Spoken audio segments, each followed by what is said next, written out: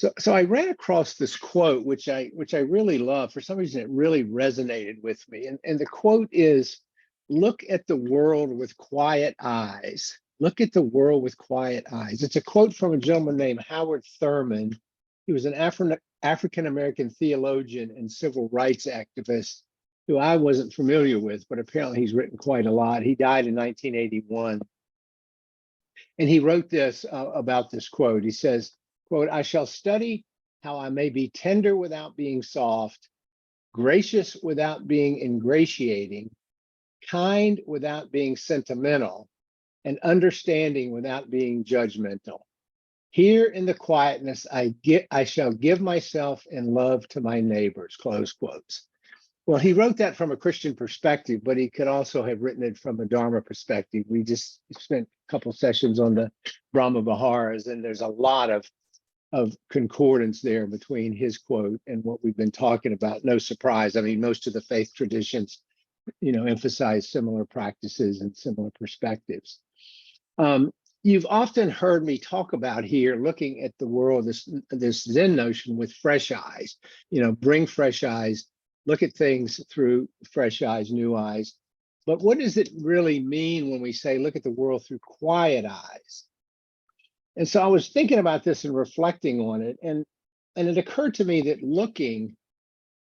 viewing is the gateway often for us into grasping and craving and desire.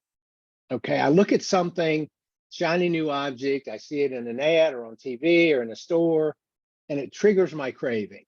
Okay, so might quiet eyes be referring to managing this tendency more skillfully? That's sort of what I took away from it. This is how I chose to interpret Thurman's quote about quiet eyes. We see that shiny new object, the desire, the craving can be felt in the body. That anticipation of I want that, I need that, I have to have that, triggers a physical response. We can feel it often in our body. Those of you that have read my book recall that I talk about as a kid seeing this trinket, this little boat on the back of the cornflakes box when I was about 9 or 10, and I just felt the craving for it. I collected the cereal boxes, I got them all together. I sent them off just from seeing that picture of that toy. Of course, when it got there, it was a piece of junk, and of course, as often happens with craving, I was disappointed. It was like all that craving for nothing. But anyway, it was triggered by seeing, by looking, and again, just to remind us, desire is not the problem. Desire is not bad, okay? In fact, it's necessary for survival. It's the craving that desire creates that causes so much suffering. So it's fine to desire something, but if I think my world is coming to an end because I can't have it, then I'm going to suffer. So desire needs to be managed with acceptance that we don't always get our desires met, and that the world doesn't end if our craving is not satisfied. Okay. But the fact is, we often look at things with eager, busy, craving eyes. Okay. And looking with quiet eyes, no surprise here, includes noticing when the craving is triggered, pausing when the craving is triggered, discerning when the craving is triggered, and then making skillful choices. So quiet eyes, I think one way we can think about it is really bringing the practice to the things we see that trigger our desires and our craving for those desires. And we know from experience that it happens in the wink of an eye. It just, I see it and I want it. I see it and I want it. And if we don't manage it skillfully, I'm going to suffer, especially if I don't get it, whatever it is. Or even if I do get it and the novelty wears off pretty quickly, as it does, and it's like, yeah, whatever, and I'm on to the next shiny object. Okay, that's the cycle we get into with our craving that keeps us constantly in that mode of acquiring stuff, keeps us constantly in that mode of grasping and clinging to stuff. So as I thought about this, it occurred to me that quiet eyes really suggest a receptive stance, not a seeking, grasping, or clinging stance. Okay, a receptive stance. It allows us to step back and take in all the blessings in our lives. And I think quiet eyes is a perfect metaphor. In addition to the things that Thurman talked about in that quote, it's a perfect metaphor for taking in the good, taking in the blessings. And I think in that sense, it really goes with fresh eyes, because often with fresh eyes, we see things differently. We see, oh my gosh, I never looked at that and see how what a blessing it is and how much I appreciate it. I just took it for granted. I was on autopilot. So I think fresh eyes and quiet eyes go well together.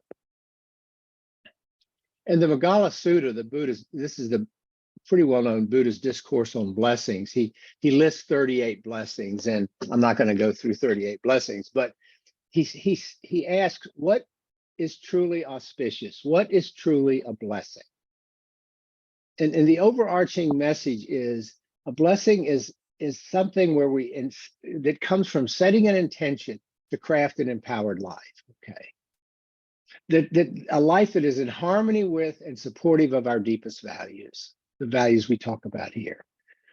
You know, the 38 enumerated blessings in the Sutta remind us that we are part of something greater than this small sense of self, this small ego, okay? That we're connected to all of life through integration, and this comes from deep wisdom, that we give and receive blessings in our life. I mean, that is part of this practice.